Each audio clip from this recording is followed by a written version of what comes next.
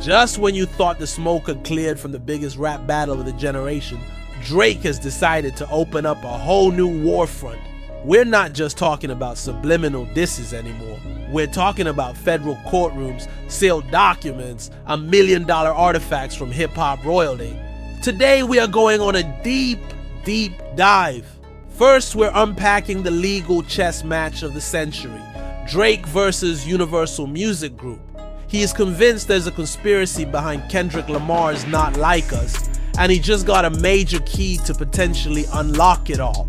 Then, as if suing his own label wasn't enough, he's out here on Instagram making the most audacious flex you can imagine, showing off a piece of jewelry so legendary, so controversial, that it has the entire internet debating his motives. We're talking about the one and only Tupac's Death Row Records chain. Is he a legal genius fighting for his honor, or is he a sore loser?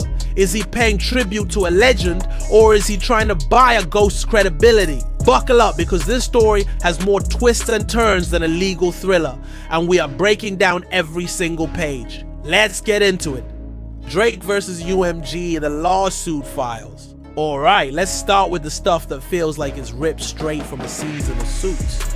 The feud between Drake and Kendrick Lamar has officially moved from the recording studio to the courtroom.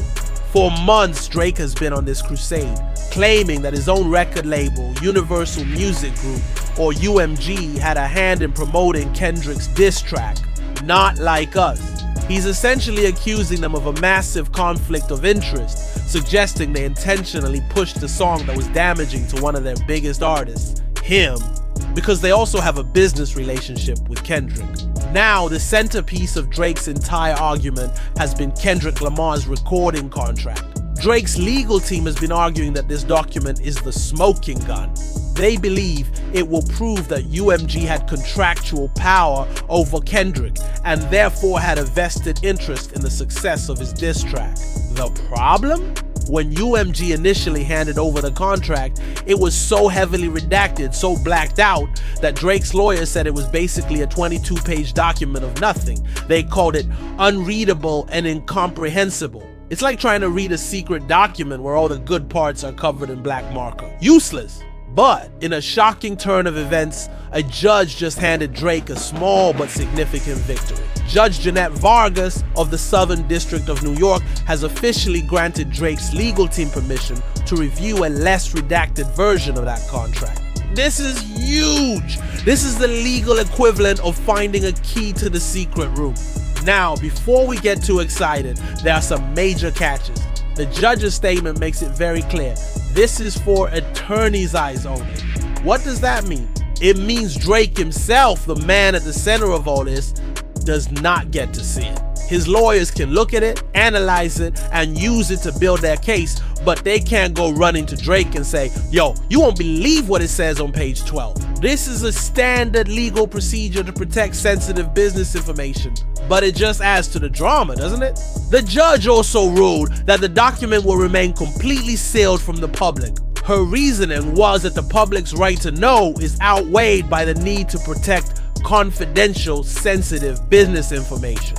She specifically mentioned that the contract reflects an ongoing contractual relationship between UMG and Kendrick, and unsealing it would harm UMG's business relationships and interests and the privacy interests of non-parties. So for all of us amateur detectives at home, we won't be seeing this contract anytime soon.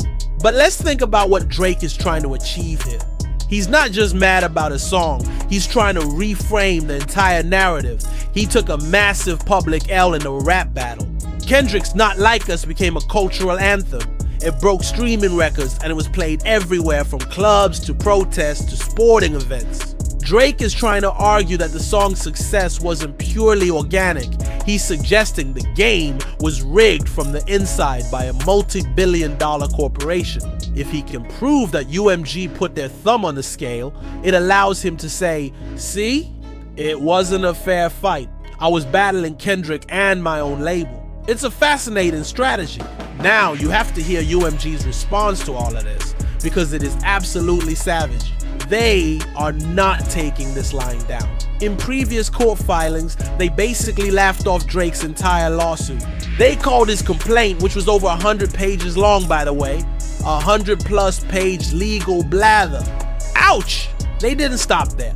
They said his lawsuit ignores his own long history of releasing songs with equally provocative taunts against other artists. This is the legal equivalent of saying, bro, you started it. And this is the killer line from UMG's filing.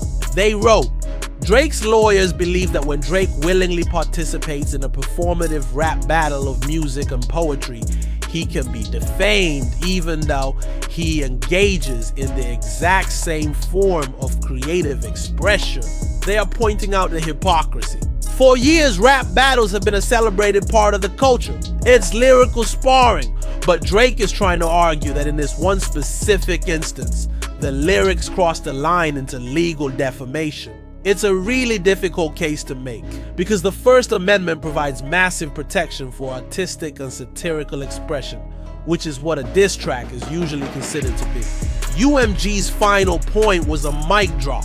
They said Drake's lawyers can keep seeking to uncover evidence of wild conspiracies as to why one song that upset Drake had massive global appeal, but there's nothing to uncover, except for this. By working tirelessly in partnership with our artists, we achieve global success for them and their music. It's so corporate and condescending. It's almost beautiful. They're basically saying the song was a hit because it was a great song and we're great at our jobs. Deal with it. So now we're in this weird legal limbo. Drake's lawyers are huddled in a room somewhere, poring over this semi-secret document, looking for any loophole, any phrase, any clause that could prove their conspiracy theory. It's a high-stakes gamble. If they find something, it could change everything. But if the contract shows nothing, Drake might end up looking even worse, like he's just grasping at straws to explain away his loss. This is no longer just a rap beef. It's a corporate war. Drake and the ghost of Tupac, the $1 million flex. Okay, so while one part of Drake's team is fighting a war with legal briefs and redaction markers, Drake himself is fighting a different kind of war on a different battlefield. Instagram, and his weapon of choice? The ghost of Tupac Shakur. If you were scrolling through your feed recently, you probably saw it. Drake, gearing up for a show in Copenhagen, posts a photo. At first glance, it's a simple tribute. It's a picture of the late, great Tupac. But it's not just any picture. In the photo, Pac is wearing his iconic custom-made Death Row Records chain. It's one of the most recognizable pieces of jewelry in hip-hop history. But Drake didn't stop there. The next slides in his post were close-ups of that exact chain, and the final slide was a shot of an engraving on the back that reads, "All eyes on you, 1996. The message was not subtle. Drake wasn't just posting a picture of the chain, he was posting pictures of his chain. He owns it. He owns a piece of Tupac. And in the world of hip-hop, that is one of the most audacious, controversial, and downright bold flexes you can possibly make. To understand why this is such a big deal, you have to understand what this chain represents. Death Row Records in the mid-90s wasn't just a label, it was a movement. It was Suge Knight, Dr. Dre, Snoop Dogg, and of course, Tupac.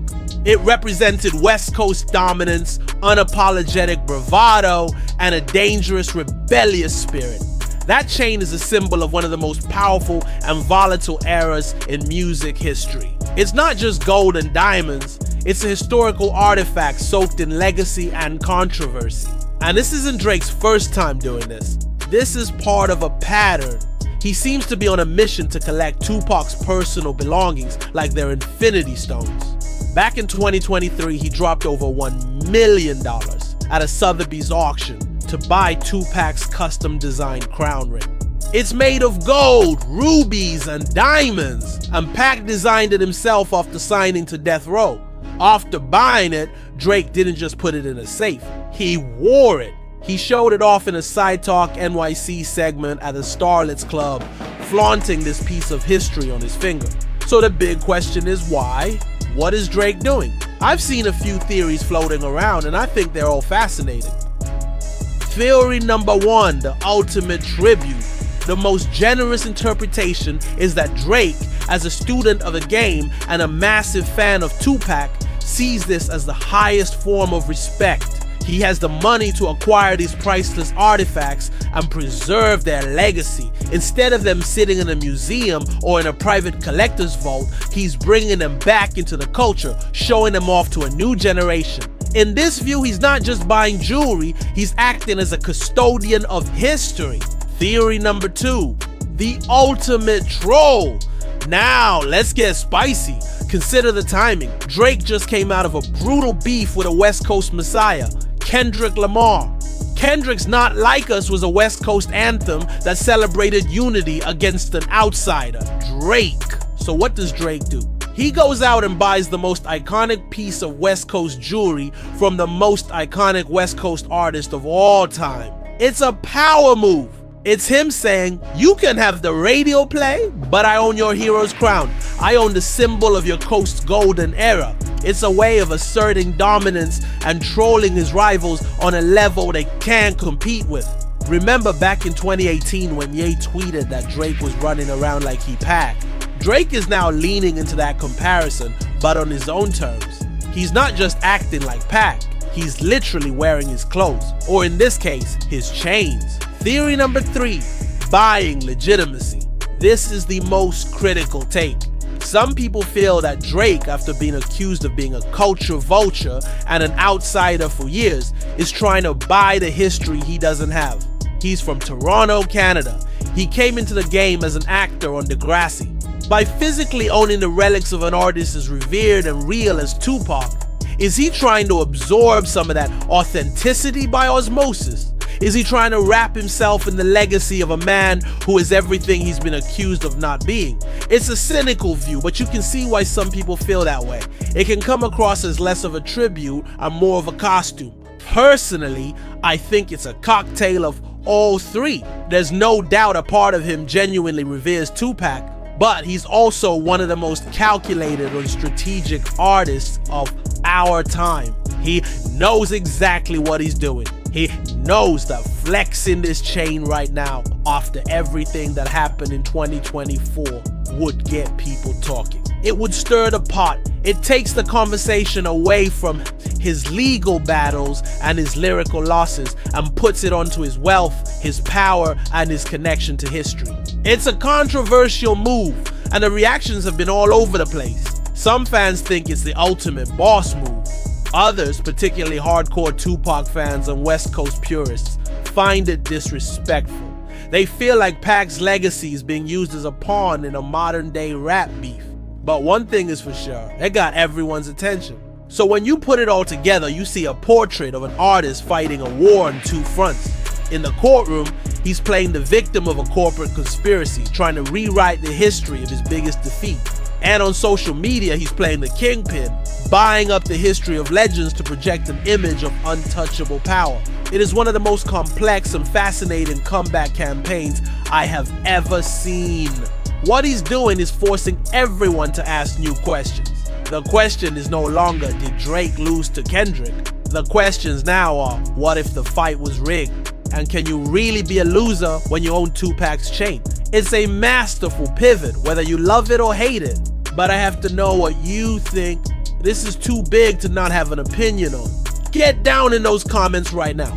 Is Drake's lawsuit a legitimate grievance or a desperate attempt to save face? And the Tupac chain, is it a respectful tribute, a savage troll, or something else entirely? Sound off below. I want to read every single take. And as always, if you enjoyed this deep dive with extra hot topic, please do me a huge favor and smash that like button, subscribe to the channel, and you have to ring that notification bell because you do not want to miss what's coming next. Thanks for watching, and I'll see you in the next one.